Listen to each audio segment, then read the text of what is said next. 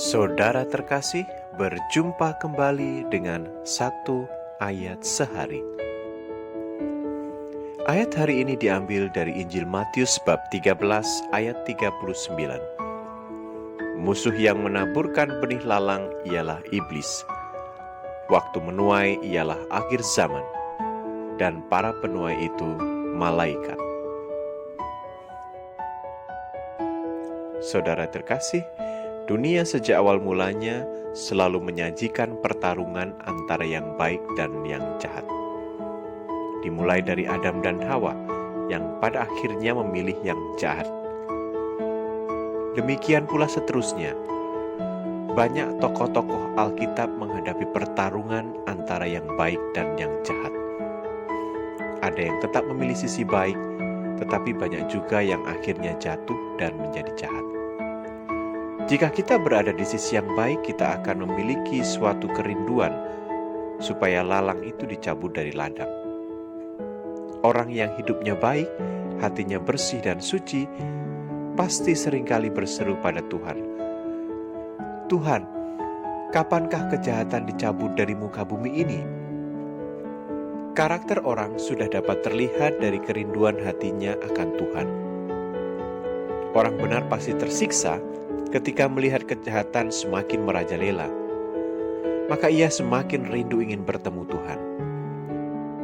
Akan tetapi orang yang masih belum mau hidup benar, mereka akan semakin nyaman di dunia, dan mereka merasa bahwa dunia adalah tempat di mana mereka bisa membangun kerajaan mereka sendiri. Akan tetapi Tuhan Yesus sendiri berjanji bahwa akan ada suatu masa menuai, di mana gandum dan lalang akan dituai, yakni akhir zaman. Bedanya adalah mereka yang masuk kategori lalang akan dikumpulkan, dibakar dalam api, dan api itu akan menyala dengan kekal. Mereka akan terpisah dari Allah selama-lamanya. Sebaliknya mereka yang masuk kategori gandum akan dikumpulkan dalam lumbungnya, yaitu kerajaan Allah yang kekal. Yesus sendiri berkata bahwa ia akan menyuruh malaikat-malaikatnya mengumpulkan mereka yang menyesatkan dan semua orang yang melakukan kejahatan. Ini berarti sangat mungkin bahwa selama ini memang masih banyak orang-orang yang menyesatkan dan melakukan kejahatan di dalam kerajaannya. Atau dapat diartikan bahwa selama ini masih banyak orang yang menyesatkan di dalam gereja. Tuhan sepertinya membiarkan begitu saja mereka tetap ada. Tetapi saya yakin Tuhan bisa saja menghilangkan para penyesat dari dalam gereja. Tetapi para penyesat itu justru membuat kita semakin waspada dan peka terhadap apa yang benar dan apa yang salah. Penyesatan adalah salah satu bentuk ujian bagi iman kita. Apakah kita tetap di jalan benar, atau kita kemudian terbawa penyesatan yang dilakukan oleh para penyesat itu?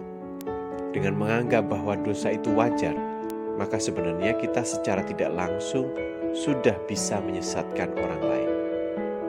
Ya, bagaimana tidak?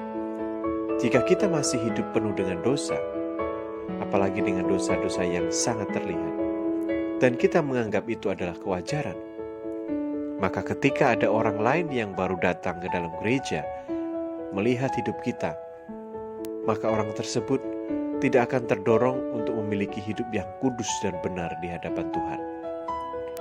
Ia akan cenderung mencontoh hidup kita dan menganggap hidup kita adalah wajar. Padahal bukan itu yang diinginkan Tuhan. Jika demikian, maka kita harus benar-benar berhati-hati dalam hidup kita, supaya kita tidak menjadi batu sandungan dan menyesatkan orang.